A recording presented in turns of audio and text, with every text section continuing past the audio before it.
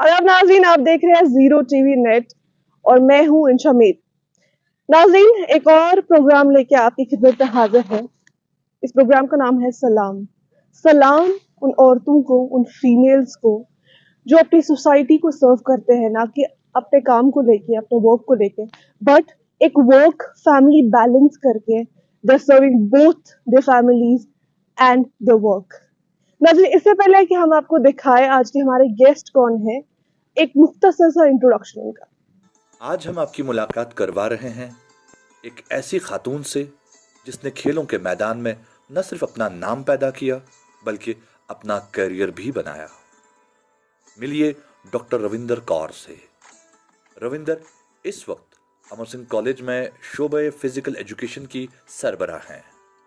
वो क्रिकेट में जम्मू कश्मीर की नुमाइंदगी कुल हिंद सतह पर कर चुकी हैं। आइए मिलते हैं रविंदर कौर से और जानते हैं कि जिंदगी के प्लेग्राउंड में ये खातून कैसे एक शानदार इनिंग खेल रही हैं। जी हाँ नाज़रीन आप समझ ही गए होंगे, आज की हमारी मेहमान है मिस रविंदर कौर। आइए मिलाते हैं उनसे। बहुत बहुत इस्तकबाल है आपका हमारे प्रोग्राम में Ravinder ji. Thank you very much. तो बताइए कैसा रहा आपका जर्नी आज तक का? How do you balance your work and family? है तो ये काफ़ी मुश्किल टास्क बैलेंस करना अपनी जॉब को और अपने फैमिली के सारे कामकाज को, एंड और ज़्यादा डिफ़िकल्ट हो जाता है व्हेन यू गेट मैरिड। शादी से पहले तो मैनेज करना थोड़ा बहुत आसान हो जाता है क्योंकि आप अपने पेरेंट्स के घर होते हैं, इतना ज़्यादा प्रेशर नहीं होता है कामकाज का। But once you get married तो it's totally a different story बिल्कुल when you are a working lady. Right जी। सो एक डिफरेंट नैरेटिव आ जाता है, इन लॉज को जवाब देना पड़ता है, फिर आपके बच्चे हो जाते हैं। तो आपसे जानना चाहेंगे जो आपका वर्क है अभी, you are holding a position, it's a reputed position of course, तो कभी ऐसा लगा आपको कि मुझे मुश्किलात आ रही हैं इस जॉब को करने में, तो शायद मैं छोड़ दूं अपने बच्चों के लिए मे बी? या श्योर। देखिए मैं आपको बताती हूँ, मेरी जॉब लगी थी 2016 में। At that time I was unmarried जी। तो वहाँ का मेरा क्या स्केड्यूल रहता था, सुबह उठना, मुंह हाथ धोना, अपना रेडी होना, बिल्कुल स्कूल चले जाना, हाँ। वहां से वापस आना, अपनी मर्जी से उठना बैठना, खाना रेडी होता था। तो बस मुझे सिर्फ और कोई कामकाज मेरे लिए नहीं होता था क्योंकि मेरी जो मम्मा थे तो वो मुझे टेक केयर ऑफ एवरीथिंग, वो मेरे लिए कोई काम था ही नहीं जी। So I was enjoying my life. बिल्कुल।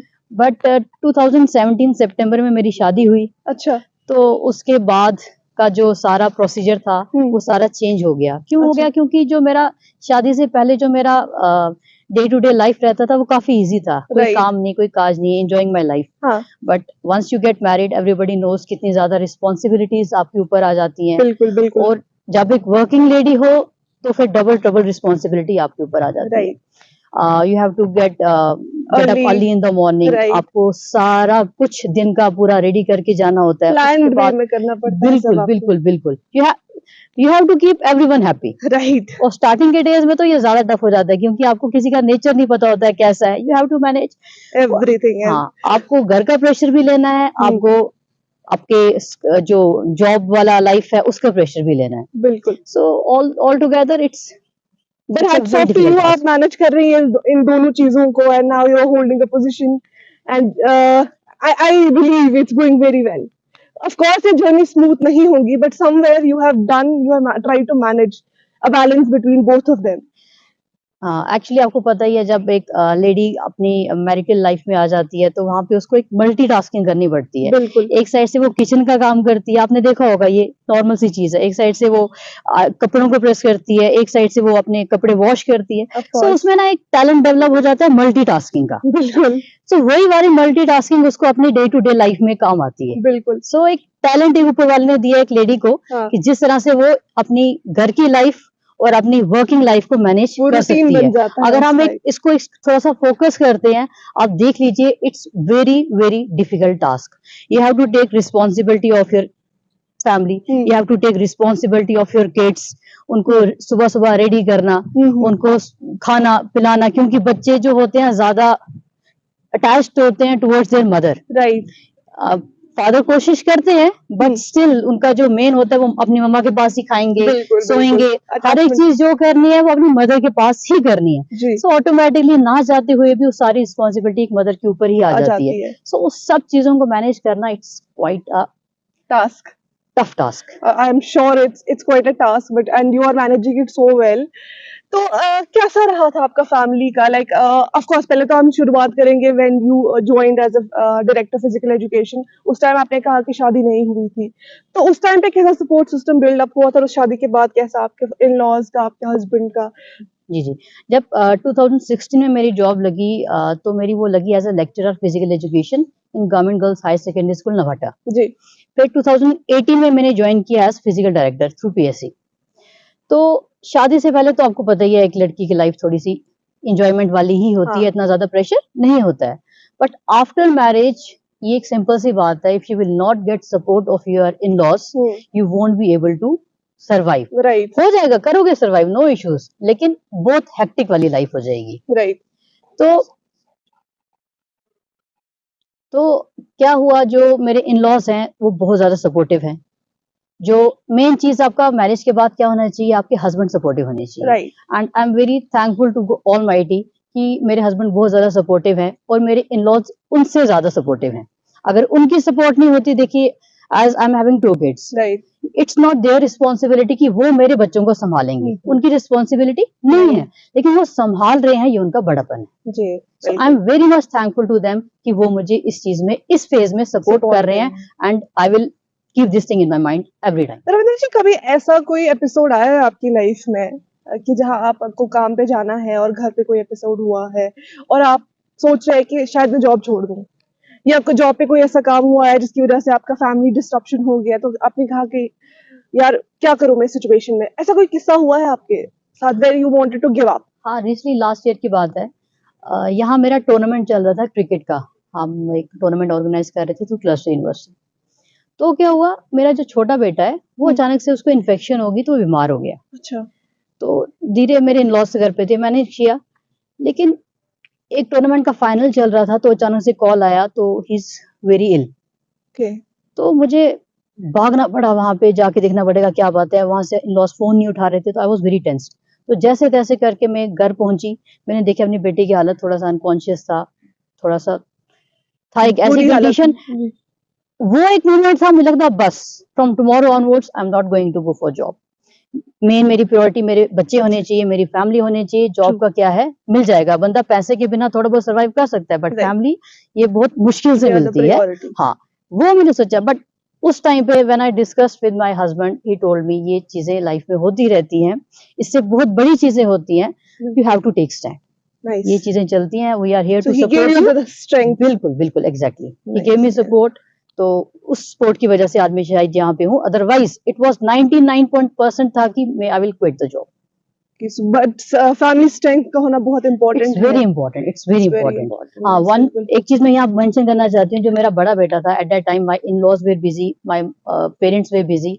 उस टाइम मेरे जो आंटी हैं और मेरी चाची और मेरी जो कजन है, उन्होंने मेरे बच्चे को पाला था। एंड मतलब ये आजकल के जमाने आप देख लो, न्यूक्लियर फैमिली है, ज्वाइंट फैमिली कहीं भी नहीं है। हमारी ज्वाइंट फैमिली थी, नो डाउट अभी हम थोड़े अलग हो चुके हैं, लेकिन इस टाइम पे भी जब हम अलग हो चुके हैं, न्यूक्लियर फैमिली हो चुके हैं, उन्होंने मेरे बच्चे को 3 साल पाला। And it's a very big thing. जी, आपकी पूरी कॉन्वर्सेशन में आपका हस्बैंड का बहुत जिक्र रहा है, तो उनके बारे में थोड़ा बताइए, वो क्या काम करते हैं?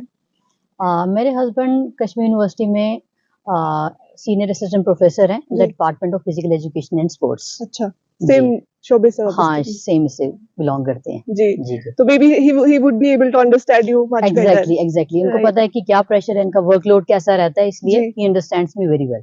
सो जो आपका डेली स्केड्यूल है वो कैसे आप सेट करती हैं, since you both are from the same field? तो कुछ आपने ऐसा कुछ बनाया है अपना schedule where you share the responsibilities?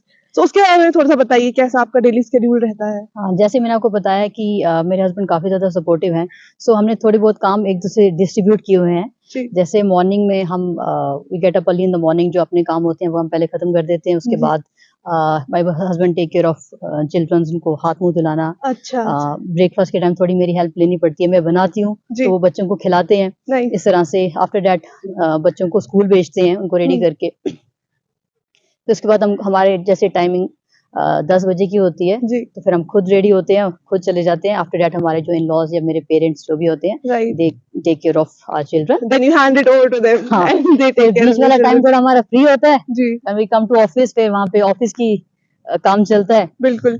When we go back home उसके बाद फिर वही सेम स्केड्यूल, अपना खाना पकाना, बच्चों को देखना, बैक टू हाउस काम। बिल्कुल वो टोटली डिफरेंट हो जाता है। कॉलेज में आके बिल्कुल डिफरेंट और घर में जाके बिल्कुल डिफरेंट बंदा बन जाता है। जब आप घर पे होते हैं तो घर पे you have to become a homemaker, a mother, a wife, तो different roles you have to play. And while you are here so you have to become a leader. और आपके यहाँ पे थोड़ा अलग अपना डेकोरम होता है और घर में जाके थोड़ा सा अपना अलग डिफरेंट हो जाता है। सही बात है, बिल्कुल वहाँ पे बिल्कुल डिफरेंट हो जाता है। रविंद्र जी, जैसे आपसे बात हुई कि आपने कहा आपकी फैमिली, चाहे वो आपके इन लॉज हो या पेरेंट्स साइड हो, तो काफी सपोर्टिव एनवायरनमेंट आपको मिला है। Maybe that is one of the reason why you are here and you are trying to manage and balance, और you have actually done a very nice job जो आप कर रही हैं अभी। तो लेकिन ऐसे सबके साथ नहीं होता है। देयर आर फ्यू लेडीज जो इस शादी वाले दौर में होती हैं एंड वो शायद सोचती है कि नहीं हो पाएगा, एक वर्क और फैमिली बैलेंस नहीं हो पाएगा हमसे, तो इधर what they do, of course family तो नहीं छोड़ सकते हैं, so they have to give up their job because वो रहता नहीं है, उनके पास वो पावर नहीं होती है, शायद वो उनके दिमाग में होता है कि वो कर नहीं पाएंगी। तो उनके लिए एक मैसेज उन लेडीज के लिए जो हमें देख रही हैं अभी, सो दैट वो इंस्पायर हो जाए और उनको ये इंस्पिरेशन मिले कि नहीं, इतना मुश्किल नहीं है, अगर आप किसी चीज करने की ठान लें तो हो जाता है, मैनेज हो जाती है चीजें। देखिए, जैसे मैंने आपको बताया कि मेरा एक इंसिडेंस हुआ था जहाँ पे मुझे लगा कि I have to quit the job जी। अगर उस टाइम मुझे अपने हस्बैंड ने सपोर्ट नहीं किया होता और मैंने छोड़ दिया होता, नो डाउट हस्बैंड ने उस टाइम सपोर्ट किया, अगर मैंने छोड़ दिया होता ना, बाद में जाके मैं जरूर पछता रही होती कि मैंने ये जॉब क्यों छोड़ा। बिल्कुल, क्योंकि आजकल आपको पता ही है कैसा दौर चल रहा है, इतना ज्यादा मीन्स हर एक चीज में इतनी ज्यादा महंगाई है। सो अगर बोथ अर्निंग हो तो मैनेज हो जाता है। अगर मुझे लगता है कि बाद में मैं सोच रही थी अगर मैंने उस टाइम जॉब क्विट कर दी होती, शायद आज मैं पछता रही होती। तो मेरा मैसेज उन लेडीज के लिए ये है कि अगर ऐसी कोई आप में सिचुएशन क्रिएट होती है, either to go for job or to take care of your family, you have to be strong mentally and you have to manage, you have to balance in between the both. Ravindra जी, आपका बहुत बहुत शुक्रिया हमारे साथ जुड़े रहने के लिए। हम श्योर जो हमारी लेडीज हमारा प्रोग्राम देख रही होंगी बहुत इंस्पायर हो गई होंगी हमारी कॉन्वर्सेशन से, और जीरो टीवी नेट की तरफ से आपको हमारा सलाम।